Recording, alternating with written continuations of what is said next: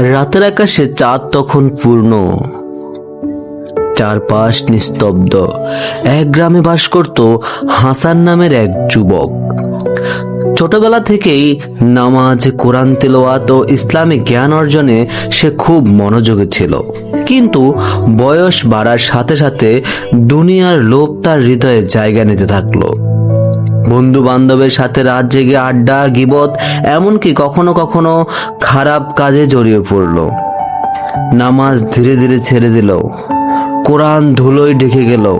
একদিন সে গ্রামের বাইরে এক নির্জন রাস্তায় হাঁটছিল। সূর্য ডুবে গেছে, চারপাশে অন্ধকার। হঠাৎ দূর থেকে আজানের সুর ভেসে এলো, হাইয়া আলাল ফালাহ। কিন্তু হাসান তা অপেক্ষা করে হাঁটতে লাগলো। ঠিক তখনই সামনে এক বৃদ্ধ মানুষ তার পথ রোধ করলো। চেহারায় শান্ত ভাব, হাতে লাঠি, চোখে অদ্ভুত গভীরতা। বৃদ্ধ বলল, বাবা জানো এই ডাক কার ডাক?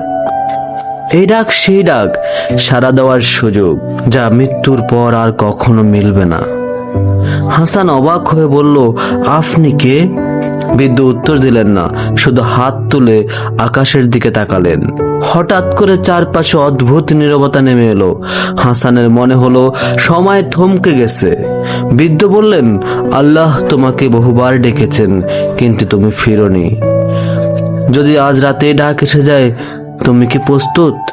কথাটা শুনে হাসানের শরীর কাঁপতে লাগলো। সে কিছু বলার আগেই বৃদ্ধ ধীরে ধীরে পথ ছেড়ে দিয়ে অন্ধকারে মিলিয়ে গেলেন। হাসান তাড়াতাড়ি মসজিদের দিকে দৌড়ালো। সে ইমামের পেছনে দাঁড়িয়ে ফজরের নামাজে যোগ দিল। সিজদায় গিয়ে চোখে পানি চলে এলো। মনে মনে কাঁদতে লাগলো, হে আল্লাহ, আমাকে ক্ষমা করুন, আমি ফিরে এসেছি। সেদিন থেকে হাসান তার জীবন বদলে ফেললো। সে আর হারাম কাজের কাছে যেত না।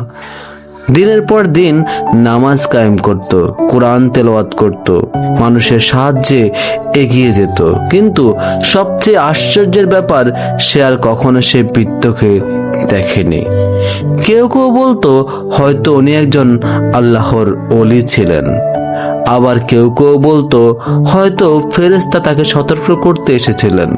হাসান শুধু জানতো সে রাতই ছিল তার জীবনের মোড় ঘুরানোর রাত।